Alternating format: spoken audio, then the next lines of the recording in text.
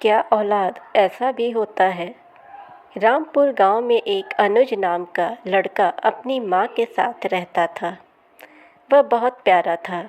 अनुज की माँ की एक आँख नहीं थी, इसलिए उसका चेहरा बदसूरत दिखता था। जब अनुज छोटा था तब तो अपने माँ को वो बहुत प्यार करता था, लेकिन जब वो बड़ा होने लगा उसे महसूस होने लगा कि माँ की एक आँख नहीं है। इस वजह से वह बहुत बदसूरत दिखती है। इस बात से उसे शर्म आने लगी, इसलिए अनुज अपनी माँ के साथ बाहर नहीं जाता था और अपने साथ भी कहीं लेकर नहीं जाता था। उसे लगता था अगर कहीं वह अपनी माँ को साथ लेकर जाएगा तो उसके दोस्त उसे चिढ़ाएंगे। इसी वजह से माँ को भला बुरा कहता था। तुम्हारी एक आँख नहीं है, तुम्हारी शक्ल अच्छी नहीं दिखती है। मेरे दोस्त की माँ तो कितनी खूबसूरत हैं, तुम मेरी माँ नहीं हो सकती। अनुज की माँ बेचारी अपने बेटे की बातें सुनकर और उसकी सोच देखकर बहुत ही दुखी हो जाती थी। अपने बेटे की इस ऐसी बातें सुनकर माँ का दिल बैठ जाता था। ऐसे ही एक दिन अनुज अपना खाने का डब्बा छोड़कर पाठशाला चला जाता है। तो अनुज दिन भर भूखा न रहे, इसलिए अनुज की माँ खाना के डब्बे को देने के लिए पाठशाला जाती है। अचानक अपनी माँ को पाठशाला में देखकर उसे अपने दोस्तों के सामने बेइज्जती महसूस होती है। उसे अपनी माँ पर बहुत गुस्सा आती है। फिर वह घर जाकर माँ को गुस्से से बोलता है, माँ, मैं कितनी बार बोला कि तुम मेरे पाठशाला में मत आया करो। तुम क्यों आई पाठशाला में? तुम्हारी वजह से मेरी कितनी बेइज्जती हुई। सब दोस्त मेरा मजाक उड़ा रहे थे। इस बेइज्जती से तो भूखा रहना ही अच्छा था।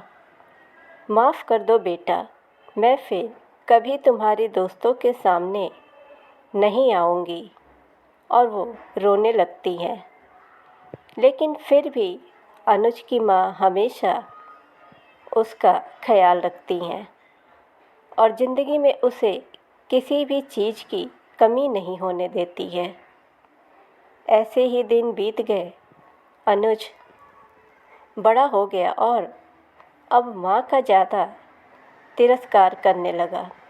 हर वक्त माँ की बेइज्जती करता था।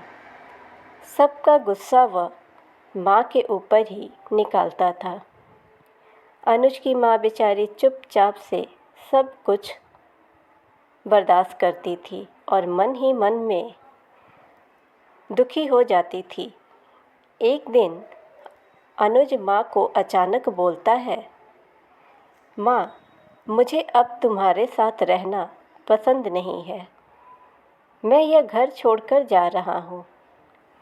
यह सुनकर अनुज की माँ कहती है, बेटा, ऐसा मत करो। तुम मुझे छोड़कर जाओगे तो मैं अकेले जी कर क्या करूँगी। फिर अनुज ने बोला, तुम बहुत बुरी हो, तुम्हारी शक्ल अच्छी नहीं है। तुम्हारी वजह से मैं अब बेइज्जत नहीं हो सकता। माँ के रोकने के बाद भी वो नहीं रुकता है और माँ को छोड़कर चला जाता है। फिर अनुज शादी करके अपनी बीवी के साथ रहने लगता है और इधर बेचारी माँ अकेली ज़िंदगी गुजार रही होती है। वह बूढ़ी हो चुकी थी। ऐसे ही कुछ वक्त गुजर गया। एक दिन अनुज के दरवाजे पर कोई आता है। अनुज दरवाज़ा खोलकर देखता है तो गांव के एक आदमी और उसके हाथ में एक चिट्ठी होता है। वह आदमी अनुज से बोलता है, अनुज, तुम्हारी माँ अब इस दुनिया में नहीं है। आखिरी समय में वह तुम्हारे लिए एक चिट्ठी छोड़कर गई हैं। यह रहा वह चिट्ठी। और वह आदमी चिट्ठी देकर चला जाता है। यह खबर सुनकर अनुज थोड़ा दुखी होता है और फिर अनुज अपने माँ का चिट्ठी खोलकर पढ़ने लगता है। उसमें लिखा रहता है, बेटा अनुज, मेरी एक आँख ना होने की वजह से तुम्हारी तो बेइज्जती होती रही। इससे मुझे बहुत दुख होता था, पर आज मैं तुम्हें एक बात बता रही हूँ जो मैंने तुम्हें कभी भी नहीं बताई। अनुज, जब तुम छोटे थे तब तुम बाहर खेल रहे थे, तो खेलते खेलते तुम गिर गए और तुम्हारी आँखों में चोट लग गई। फिर मैं तुम्हें अस्पताल लेकर गई तो डॉक्टर ने कहा तुम्हारे बेटे का आँख खराब हो गया है और इसका एक ही इलाज है कि कोई अपना एक आँख दे दे। फिर मैं ज़रा भी वक्त न सोचे हुए तुम्हें अपनी आँख दे दी ताकि तुम्हें जीवन भर कोई तकलीफ़ और बेइज्जती ना हो।